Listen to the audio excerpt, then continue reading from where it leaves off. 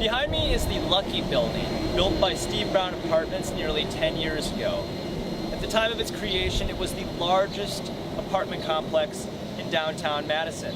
But now, on nearly every other block in Madison, Wisconsin, you can see some apartment complex being built.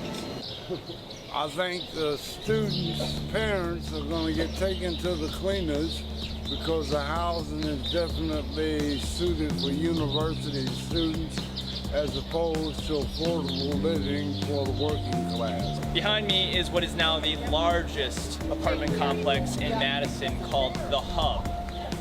The creation of this required the destruction of several ethnic restaurants and entire city blocks of Madison.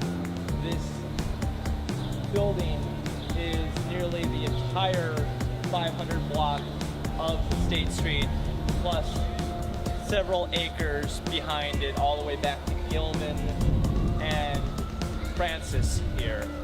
This building, which has a swimming pool on the top of it, apartments that go for thousands of dollars a month. It's just a perfect example of the gentrification that is going on in Madison, Wisconsin. These people put together corporations to buy up all these houses and put up these high rises. So like 6 businessmen would create a corporation and then do these projects. But if there are, empty rooms everywhere, then why are they? I mean, I'd love for her to have the opportunity to live in a cush building with a swimming pool, athletic club. She could never afford it. She works full time and she's a student, and she's still affordable. But we could never help her with that. So if they have empty rooms, why don't they lower the rent? Everybody's after the dollar. It's just like the mobile or the gas, oil companies. Here on Johnson and Broome is the Domain, a very large apartment complex that's been built in the last couple years.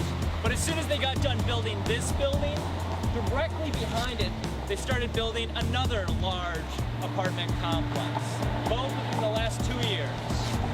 Yeah. I'm over here by Bassett and Dayton, right in front of a place called Park Place. This is probably the most common of all, these 5-story apartment complexes that are being built at least every quarter mile of downtown. You're seeing apartment complexes like this, one after another after another. Well, for a city that severely lacks affordable housing, I don't think it's the solution we need right now. And to my knowledge, I don't think they filled up the first hub, so I don't know what they're doing building another. I think it's just kind of a sad way to increase high roller enrollment in the university, but that's just my opinion. Behind me is a 12-story tall apartment complex called the City View, where 2-bedroom apartments go for upwards of $1,900 a month. Does this look like affordable student living? Right here, we've got the back of the Hub building, and then directly to the right, you can see another large apartment complex being built. After doing some research, I discovered that the building to the right was indeed Hub 2, and this is the full design of what they plan on building.